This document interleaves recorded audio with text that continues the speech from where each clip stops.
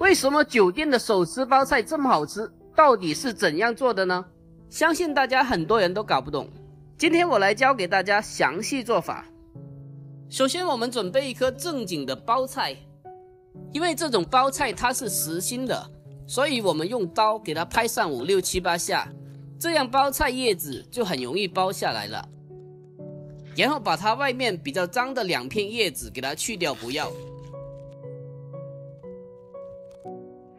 这个菜叶子啊，家里有猪的话可以拿来喂猪的啊。接下来把它的根部去掉也不要，再把它从中间1分为2切开。切开了之后还得把里面的一些根部给它去掉不要。做这道菜我们只需要它的一个叶子。接下来再从中间给它切开1分为4。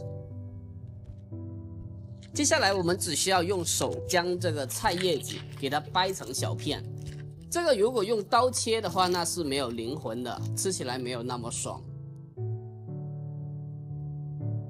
把这个包菜叶子撕成小片之后，先给它装起来备用。这道菜会配有一些半肥瘦的五花肉，这个五花肉经过高温产生的猪油，可以让蔬菜更加的香。把五花肉切成厚厚的薄片，然后给它装起备用。接下来再准备些许的料头，准备大蒜几颗，给它轻轻的拍一下，然后给它剁成蒜末。这道菜我们再准备些许的干辣椒，给它切成段，然后装起备用。接下来我们开始烹饪。起锅下油，把油烧热之后，再把包菜放进锅中。接下来开始翻炒，用中小火将包菜炒至7成熟左右。这道菜在酒店里面是不需要清洗的，当然有些人可能会担心它的卫生问题。刚刚我在包菜叶的时候，外面的2层叶子我都已经去掉了，而包菜里面的心本来就是非常的干净的。如果包菜经过清洗后，那么水分比较大，炒出来不够香，不够爽脆。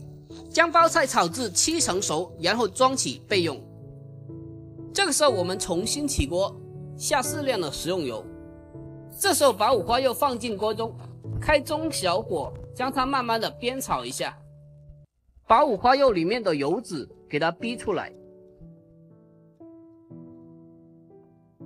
把五花肉炒至有一点点的焦褐感，这个时候我们沿着锅边来上些许的料酒，酒在挥发的同时能很好的去除猪肉的一个膻味。这个时候把料头、蒜末、干辣椒给它放进锅中，继续用小火将它们炒出香味。闻到辣椒的香味后，把刚刚的包菜给它放进锅中。接下来用大火爆炒一下，将它们翻炒均匀。把它炒拌均匀之后，我们开始调味，加适量的精盐、白糖，还有少许的蚝油，还有适量的酱油，沿着锅边淋入，然后继续用大火把所有的调味料给它翻炒均匀，将它融为一体。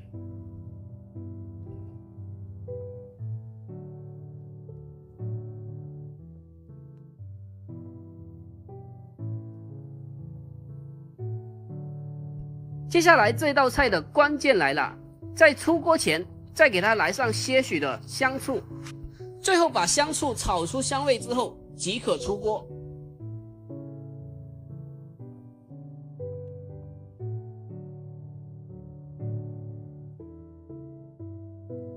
就这样，这道非常好吃又下饭的手撕包菜就做好了。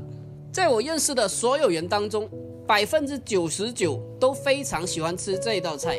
这个做法其实是非常简单的，同样也适合家庭小灶操作。